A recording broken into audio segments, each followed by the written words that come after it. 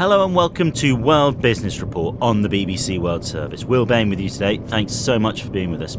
China plans a $200 billion building bonanza, but it raises an important question. What infrastructure? Because China has already enough infrastructure, or too much in many cases. Yeah, an interesting issue. More on all of those stories before we leave you here on World Business Report. Now, it's an often quoted economic cliche that countries need to build their way to prosperity. China has often followed and succeeded very well with that approach. And so to try and kickstart its pandemic-stalled economy, it's having another crack with an extraordinary $257 billion building bonanza around its financial capital, Shanghai, from where we spoke to the independent economist Andy Xie.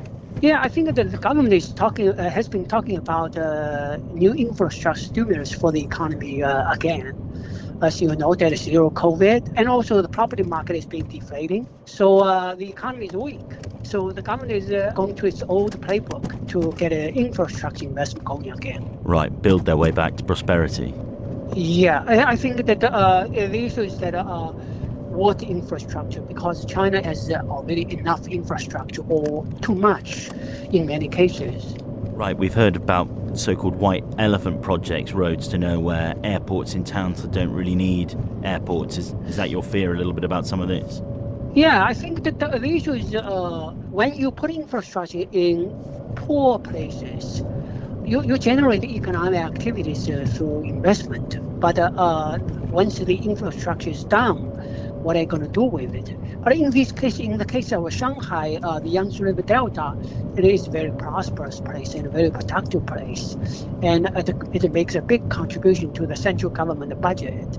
So there's some infrastructure here is needed, in particular linking Shanghai with all the surrounding cities. Well, just before we go to the bigger picture, just tell people about what some of the projects might look like, what they physically could be, because there's some things are more concrete than others, aren't they?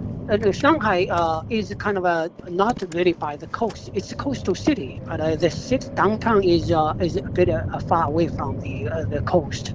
Now the government has been pushing the development to the coast, and linking together with the Zhejiang province. There's this bigger river and Hangzhou Bay. So there is going to be a big project along the coast, both the highway and rail. So that is a good idea because they always separate rail from highway. So that one will link together all the coastal, these islands and cities. And because all these places are very productive. So that kind of infrastructure will generate a good economic benefits. Even given all of that, to take you back to a point you were making earlier, Andy, the why now is interesting, isn't it? The economy is still sluggish. This feels like a sort of almost desperate injection into the economy by the government. Yeah, but I think that it's going to stabilize the economy a bit, but it's not going to be a game changer because infrastructure is being on a big scale anyway. It's about almost 20% of GDP. So you this is a very high base. And the GDP is like $18 trillion. So if you're adding like $300 billion, it's not a big amount.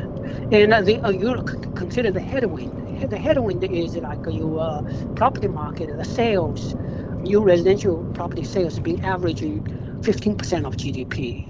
The top 100 property companies are reporting sales down 70%. And also zero COVID. Zero COVID is basically killing tourism. Tourism is 10% of the labor employment.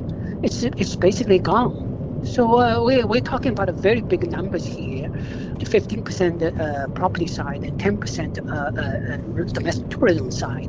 So whatever infrastructure stimulus can come up with, hundreds of billions of dollars sounds very big, but Chinese economy is $18 trillion. So it's not going to change the direction. Andy Xie bringing us almost to the close of this edition of World Business Report. Just time to say thanks to today's team. Luke, James, Alex, Glenn at the controls. Thanks to all of you for listening to World Business Report.